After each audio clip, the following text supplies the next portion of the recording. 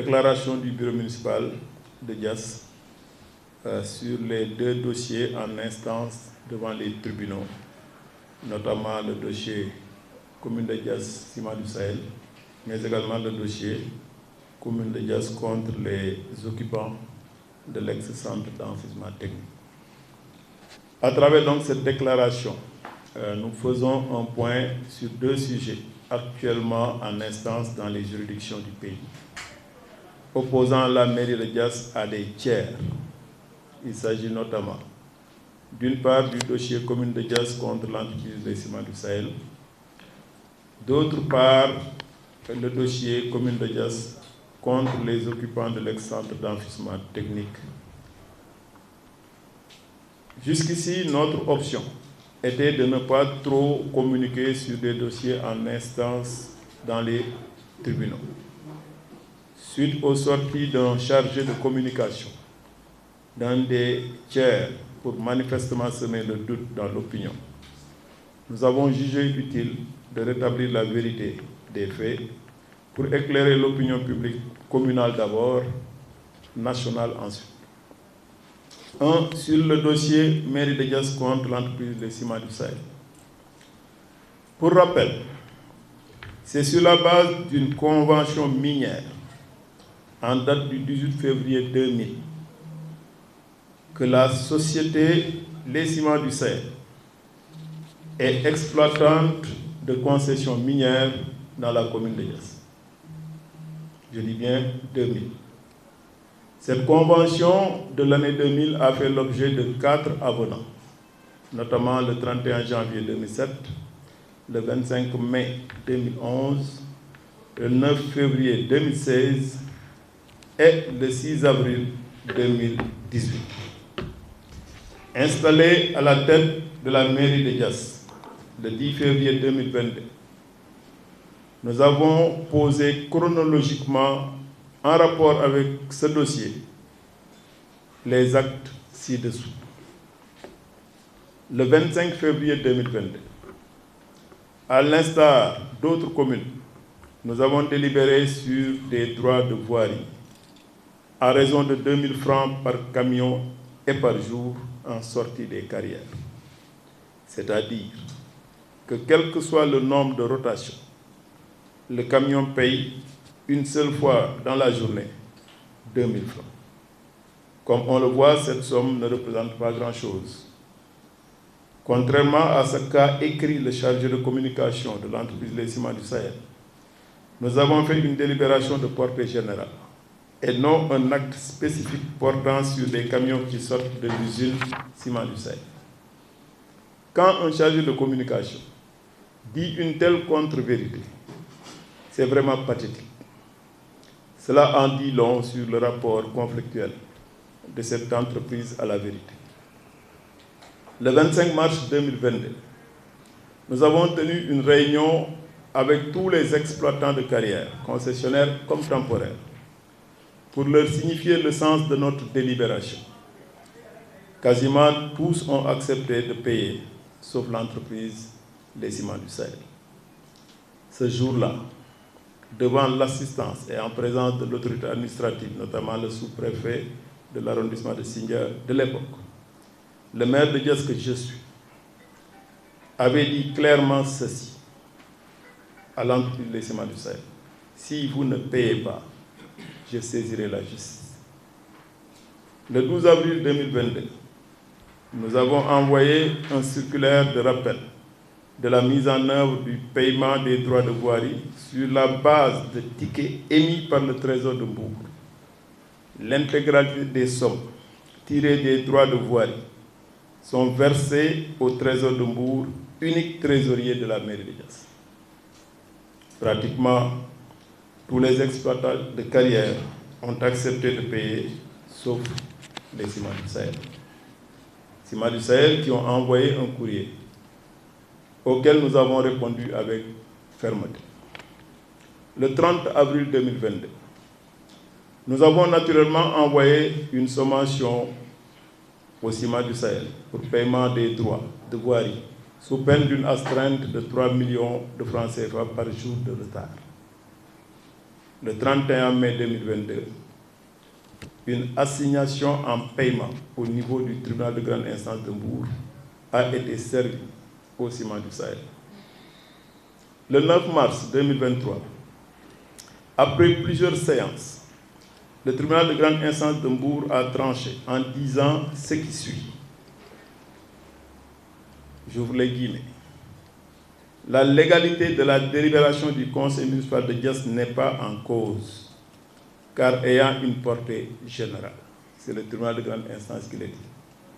C'est son applicabilité à la société Ciment du Sahel qui s'est heurtée à une convention signée par l'État. Fin de citation.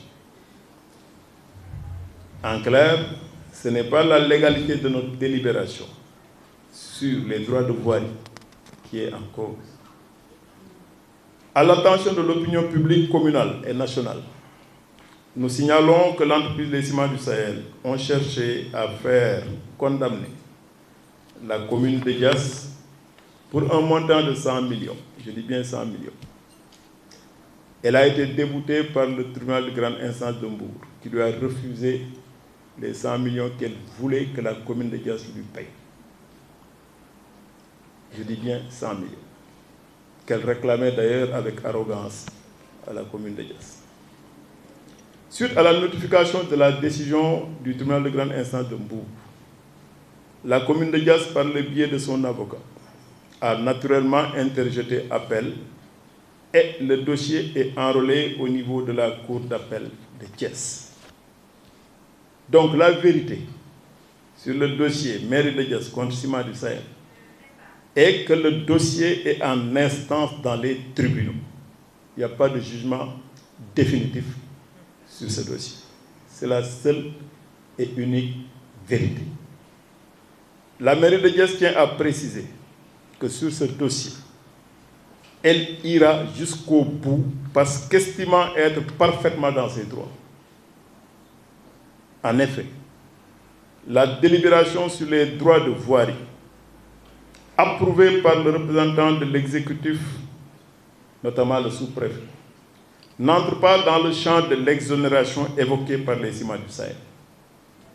Les exonérations de toutes les cimenteries au Sénégal sont généralement accordées à la suite d'admission au régime de points francs et assimilés. Ces exonérations portent plutôt sur les impôts d'État, mais pas sur les droits de voirie dont il est question dans cette affaire. La mairie de Diass ne réclame pas des impôts ou des taxes à l'entreprise des Ciments du Sahel, mais des droits de voirie à raison de 2000 petits francs par camion et par jour que de pauvres transporteurs payent. Des transporteurs de produits miniers payent en sortie de carrière dans la commune de Diass, sur la base de tickets émis par le receveur percepteur municipal de Mbour pour le compte du budget communal. Il n'y a pratiquement que les Ciments du Sahel qui refusent de payer ces modiques droits de voirie. D'ailleurs, pour montrer la légèreté du refus de cette entreprise de payer à la mairie de Diass les droits de voirie, la même entreprise paye actuellement à Afrique Pesage des droits relativement à la charge à l'essieu pour ces camions qui roulent sur l'axe reliant ces usines à Diass, à Kirel et la route nationale numéro 1. Ciments du Sahel donc paye à Afrique Pesage. Pourquoi ils n'ont pas prétexté d'exonération? Pour nos droits de voirie, Ciments du Sahel prétexte les exos. That is the question, comme diraient les Anglais. Pour finir avec cette affaire, actuellement en instance dans les tribunaux, affaire sur laquelle j'aurais pu ne pas parler parce qu'elle est en instance, mais puisqu'ils ont parlé, il faut qu'on apporte des précisions. Donc pour finir avec cette affaire actuellement en instance dans les tribunaux, je signale qu'au moment où une cimenterie concurrente met chaque année 1,3 milliard de francs CFA de contribution économique locale à la ville de Rufisque, et 500 millions de francs CFA à la commune de Bari. Au même moment, les Ciments du Sahel ne versent directement, je dis bien directement, absolument rien dans le budget de la commune de Diass. Ça, ils ne le versent pas depuis l'année 2000. Une autre cimenterie à côté, basée à Rufisque, verse 1,3 milliard par année à la ville de Rufisque et 500 millions à la commune de Paris. Cherchez l'erreur. Cela en dit long sur le rapport condescendant que cette entreprise a vis-à-vis de la commune qui l'a accueillie depuis 24 ans. Cette entreprise nous parle de RSE, avec des blouses souvent à leur effigie, distribuées aux élèves. Elle nous parle de construction d'une mini-caserne de sapeurs-pompiers, non encore d'ailleurs réceptionnée par les autorités du groupement national des sapeurs-pompiers. Ces miettes ne représentent rien comparé à l'impact environnemental de cette entreprise. La mairie de Diass, non seulement a maintenu son appel devant la juridiction régionale, mais elle s'est même réservé le droit de réclamer en plus des 3 millions de francs CFA par jour de retard, la somme de 20 milliards pour tout le tort causé par cette entreprise dans notre localité. Je dis bien 20 milliards. Ce combat de principe restera dans le champ de la légalité, de la stricte légalité, parce que nous estimons être dans un état de droit. D'ailleurs, c'est au nom de cette légalité que nous n'avons jamais voulu parler d'une affaire qui était déjà en instance. Mais puisqu'ils ont commencé, bonjour la musique. Pour rappel, deuxième sujet sur le dossier de l'ex-projet de centre d'enfouissement technique. Pour rappel, le fameux site avait en 2005 fait l'objet d'une délibération du Conseil rural de Diass au profit du projet de centre d'enfouissement technique, par la suite abandonné, ce qui, de fait, annule cette délibération avec comme conséquence un retour de ces terres dans le domaine national, puisque l'objet de la délibération a été abandonné. L'objet, c'était centre d'enfouissement technique. Dès notre installation, nous avons constaté sur le site que le site avait fait l'objet de fausses délibérations. Je dis bien fausses délibérations au profit de tierces personnes sur des bases totalement illégales. Il y avait même une fameuse délibération datant de plus de 8 ans. Et manifestement, bizarrement, cette délibération attribuait près de 80 hectares à une structure dénommée Société immobilière de Diass. Délibération non approuvée par l'autorité administrative. Fausse délibération. La chronologie des actes que nous avons posés sur ce dossier est la suivante. Le 2 août 2022, des sommations interpellatives ont été envoyées à d'anciens élus locaux sur la nature des délibérations.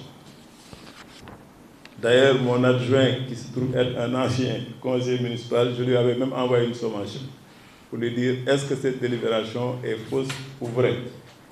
Il avait répondu, comme tous les autres d'ailleurs avaient répondu, qu'ils n'ont jamais délibéré pour attribuer ces terres à une tierce personne. Quand on envoie une sommation à son adjoint, c'est dire donc la rigueur dans la démarche qui a été une démarche très scientifique. L'ancien secrétaire municipal aussi avait reçu la même sommation et pratiquement tous les acteurs qui ont reçu la sommation ont dit qu'on n'a jamais délibéré pour donner ces terres à une autre personne. Société immobilière de Diass, 80 hectares, signé, sans attribution, sans affectation, sans approbation du sous-préfet, il y a 8 ans avant notre arrivée à la tête de la mairie. Le résultat de ces sommations interprétatives est qu'il s'agit d'actes donc basés sur du faux. Le 16 août 2022, nous avons envoyé un courrier au ministère en charge de l'urbanisme pour lui demander de bloquer toutes les procédures en cours faites par des tiers sur le site. Le ministre avait même diligenté une enquête qui avait abouti à la même conclusion que la mairie de Diass. Le 7 juillet 2022, nous avons envoyé des sommations de déguerpir à chaque occupant du site, sans exception. Le 9 septembre 2022, nous avons fait faire un PV de constat de la présence des occupants malgré la sommation à déguerpir. On leur a donné des sommations à déguerpir, ils n'ont pas déguerpi. Et nous avons encore fait un autre PV pour voir qui a déguerpi et qui ne l'a pas fait. Et ceux qui ne l'ont pas fait, le 14 décembre 2022, nous leur avons adressé une sommation à comparaître, n'est-ce pas, devant les tribunaux. Le tribunal de grande instance de Mbour, au fin de prendre une décision sur ce dossier, dont l'évidence du verdict coule de source, sauf par extraordinaire. Donc le tribunal a ordonné une expertise exacte des surfaces. Certaines parties adverses, sentant l'herbe se dérober sous leurs pieds, ont essayé vainement, à travers un dilatoire, de contester la demande d'expertise du tribunal de grande instance de Mbour, en faisant un appel sur cette demande d'expertise au niveau du tribunal, au niveau de, n'est-ce pas, de la cour d'appel de Thiès. Yéexal jël rek la mais wéri wéri jaari ndaari kon dañuy yéexal ndaari rek waaye njëkkee ndaari moo gën. Pour que nul n'en ignore, je dis ici que le bureau municipal de Diass et tout le conseil municipal sur ce dossier ne reculeront pas d'un iota dans la sauvegarde des intérêts de la collectivité. Nous irons jusqu'au bout dans le respect des lois et règlements du pays. Pour conclure sur les deux dossiers, sans amalgame ni populisme, nous disons clairement que nous sommes élus par nos concitoyens de Diass et nous agissons nuit et jour pour la sauvegarde des intérêts de la collectivité, dans le respect des lois et règlements du pays. Nos personnes importent peu. Dieu sait que nos personnes importent peu. C'est l'accomplissement de notre mission qui est au-dessus de toute autre considération. Car viendra un jour où nous serons seuls devant Dieu, l'unique et seul juge, fait à Diass le 10 mai 2024, le bureau municipal, pour le bureau municipal, le maire Mamadou Diallo. Je vous remercie de votre attention.